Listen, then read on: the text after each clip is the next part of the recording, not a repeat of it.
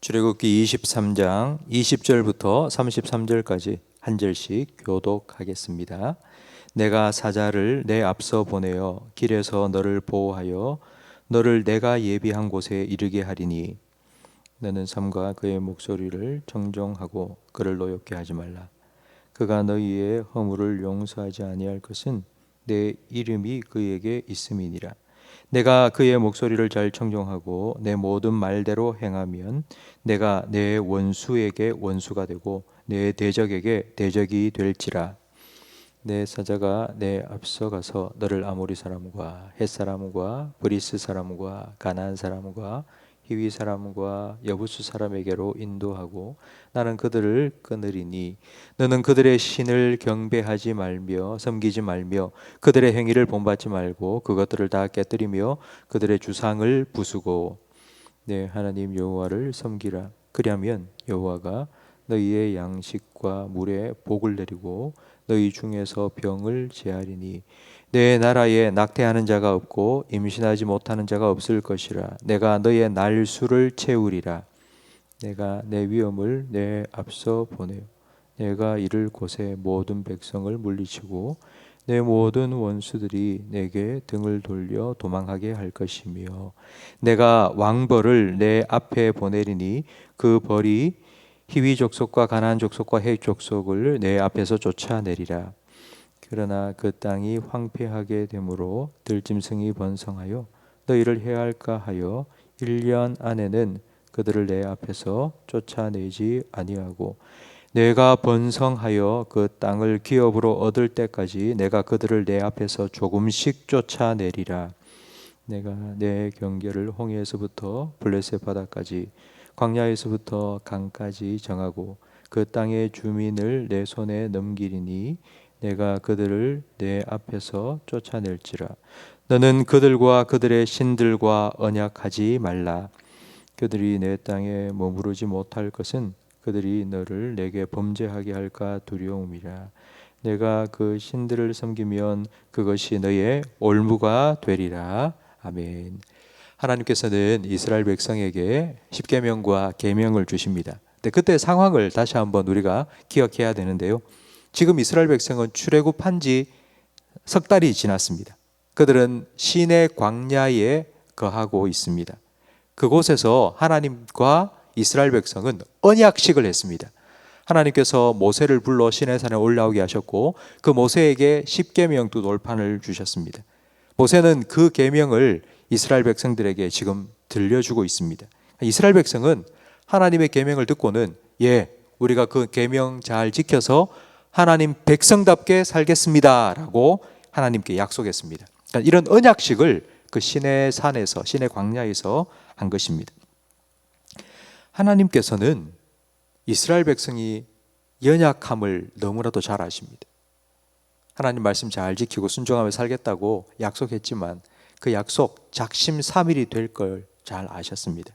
그래서 그들이 한 약속을 잘 지킬 수 있도록 도와주시는데 20절 오늘 본문 20절 말씀에 그 구체적인 방법이 나와 있습니다.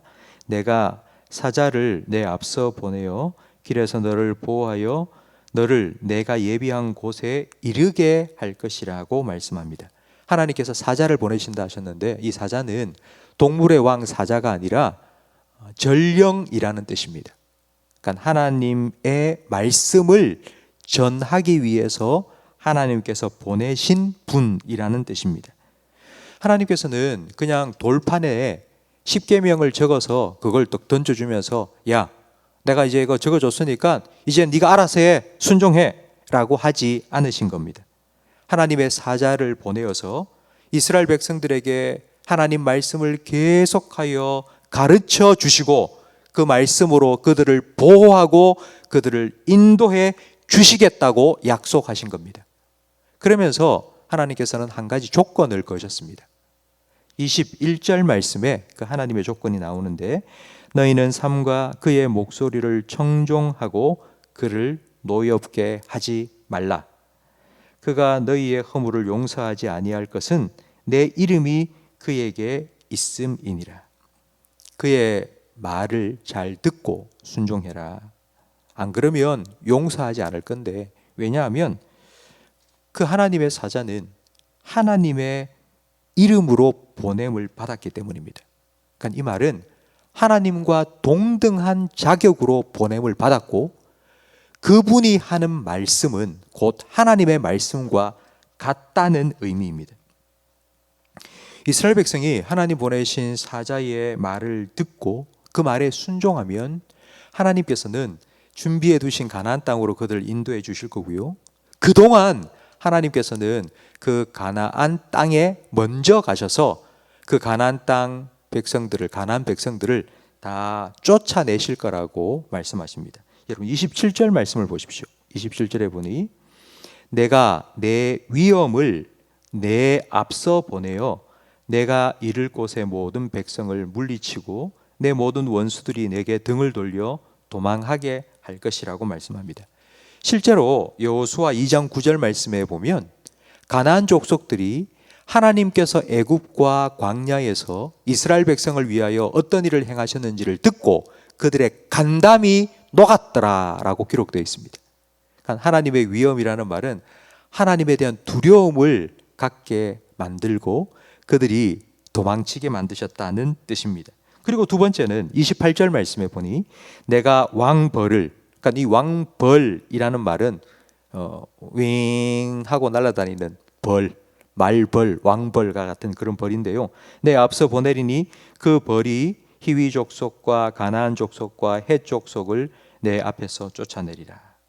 그러니까 이 왕벌은 하나님께서 보내시는 재앙을 상징합니다. 이스라엘 백성을 내보내지 않으려고 했던 애굽 땅에 10가지 재앙을 보내셨던 것처럼 하나님께서는 가나안 족속들에게도 재앙을 보내어서 그들을 쫓아내겠다고 말씀합니다. 이스라엘 백성은 지금 광야를 행진하여서 가나안 땅으로 가고 있습니다. 가고 있는 그동안에 하나님께서는 하나님의 위엄과 왕벌을 먼저 그 가나안 땅에 보내어서 가나안 족속들을 도망치게 만들겠다고. 그래서 이스라엘 백성이 그곳에 딱 도착하면 그냥 아무 문제 없이 가나안 땅에 들어가 살 수 있도록 하나님께서 그렇게 하시겠다고 약속하신 겁니다. 여러분, 그런데 29절 말씀해 보십시오. 29절에 보니 그러나 그 땅이 황폐하게 되므로 들짐승이 번성하여 너희를 해할까 하여 1년 안에는 그들을 내 앞에서 쫓아내지 아니하고 내가 번성하여 그 땅을 기업으로 얻을 때까지 내가 그들을 내 앞에서 조금씩 쫓아내리라. 그러니까 하나님께서 이스라엘 백성이 도착할 때 완전 다 싹 그들을 몰아내는 게 아니라 하나님께서 그 이스라엘 백성이 그 땅에 들어가서 그곳에서 번성할 때까지 한 1년 동안 그렇게 하시는 이유는 먼저 쫓아내면 들짐승이 그곳에 가득해서 이스라엘 백성을 물까 봐. 여러분, 하나님의 시간표는 정확합니다. 우리가 생각할 때 빨리 되는 게 좋다고 생각하죠? 그렇지 않습니다. 그러니까 하나님은 너무나도 우리를 잘 아시기 때문에 가장 좋은 방법으로 가장 좋은 시간에 하나님의 뜻을 이루어 가십니다. 그러니까 하나님께서 이렇게 하시는 이유가 뭘까요? 하나님의 사자를 보내시고 하나님의 위엄과 왕벌을 앞서 보내시는 이유가 뭘까요? 그 이유가 바로 24절 말씀에 나옵니다. 24절에 보니 너는 그들의 신을 경배하지 말며 가나안 땅에 들어가서 가나안 사람들이 섬기는 신들을 섬기지 말라고 우상 숭배를 하지 말라는 것입니다. 그리고 25절에 보니 너희의 하나님 여호와를 섬기라 라고 말씀합니다. 성도 여러분, 하나님께서 우리에게 은혜를 베푸시는 이유가 뭘까요? 그러니까 우리는 이 말씀만 딱 들으면은 그럼 그렇지 뭐 하나님께서 그냥 뭐 우리 인도해 주시고 보호해 주시고 그런 거 아니지? 하나님 잘 섬기라고 다 하나님 좋으라고 하는 거 아니야? 라고 생각할 수 있는데 여러분 25절 말씀을 다시 한번 다 같이 읽겠습니다. 내 하나님 여호와를 섬기라. 그리하면 여호와가 너희의 양식과 물에 복을 내리고 너희 중에서 병을 제하리니. 우리가 하나님을 잘 섬기라 말씀하신 이유는 하나님 주시는 복을 우리가 누리며 살도록 하기 위함입니다. 하나님께서 우리에게 말씀을 주신 이유가 바로 이것입니다. 하나님이 우리에게 주신 말씀은 지키기 힘든 무거운 짐 우리에게 또 지워주신 것이 아닙니다. 하나님 은혜 안에 거하면서 하나님이 약속하신 복을 우리가 누리며 살도록 우리를 인도해 주시기 위함입니다. 하나님께서는 우리에게 말씀만 주신 것이 아니라 그 말씀을 잘 지킬 수 있도록 하나님의 사자를 우리에게 보내주셨습니다. 그분이 바로 보혜사 성령님이십니다. 성령님은 오늘 본문에 나온 하나님의 사자처럼 하나님의 말씀을 우리에게 가르쳐 주십니다.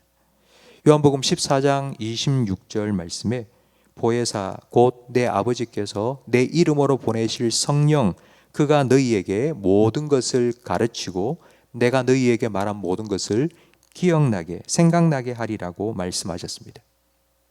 성령님께서는